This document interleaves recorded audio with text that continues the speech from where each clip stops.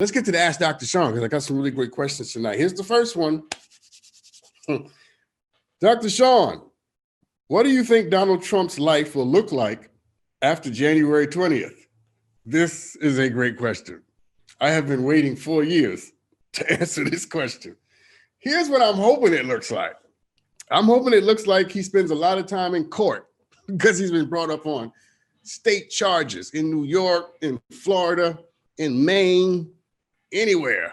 I hope that his life looks like what happens after you come into the fullness of accountability for 70 years of getting away with murder because you are cis, straight, white male. That's what I hope. I hope that he learns what the rest of us have had to learn, that you do reap what you sow. And, you know, quite frankly, now that he's off Twitter and Facebook and Instagram and every other social media that you can find, except for the ones where the anti-Semites, the racists, the bigots, the KKK, that's the only place he can go because that's the only place he belongs. I'm hoping that we don't really hear from him because he's not going to be able to release, do press releases. He won't be in the White House. He won't be on social media. He'll be on some strange, right-wing media that nobody cares about and watches. I hope he enters into complete, absolute, sublime obscurity. I hope he knows what that feels like, for him to finally understand that you can't fudge and force your way into everything. I don't know. I think he's going to end up being a miserable shell of himself. And that's not saying much because who he is, the inside is far worse than the shell. I have nothing good to say about Donald Trump. And that's it's crazy because I'm never like that. I'm always trying to find something good to say about people, right? That's kind of what I try to do in my life, just in my regular life. I have nothing good to say about him, nothing.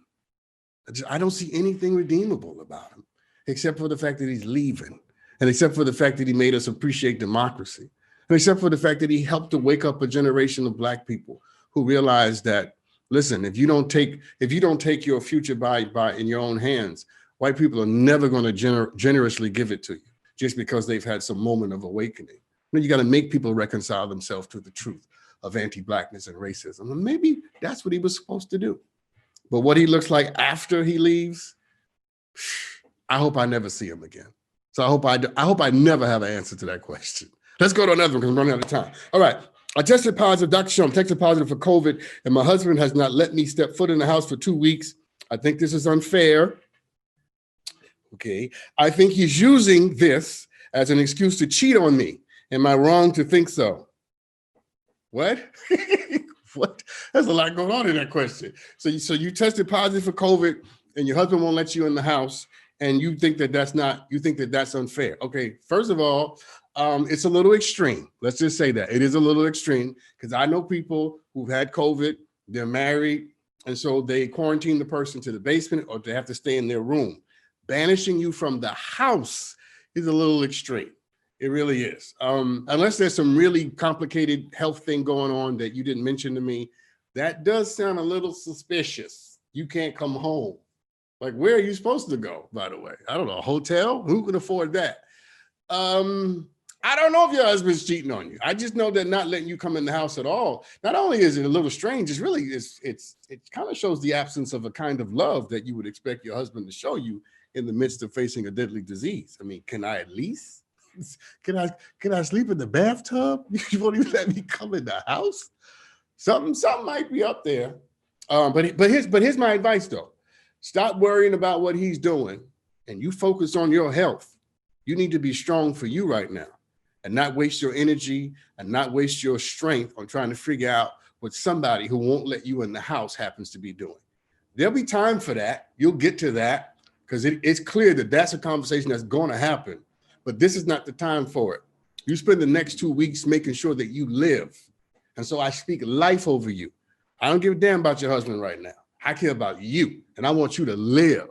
And I want you to thrive. And I want you to see yourself 10 years from now with or without him.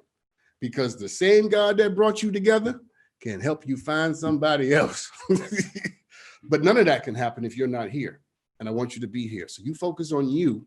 And you deal with that conversation when it's time. This ain't the time to worry about what he's doing and whether or not it's unfair.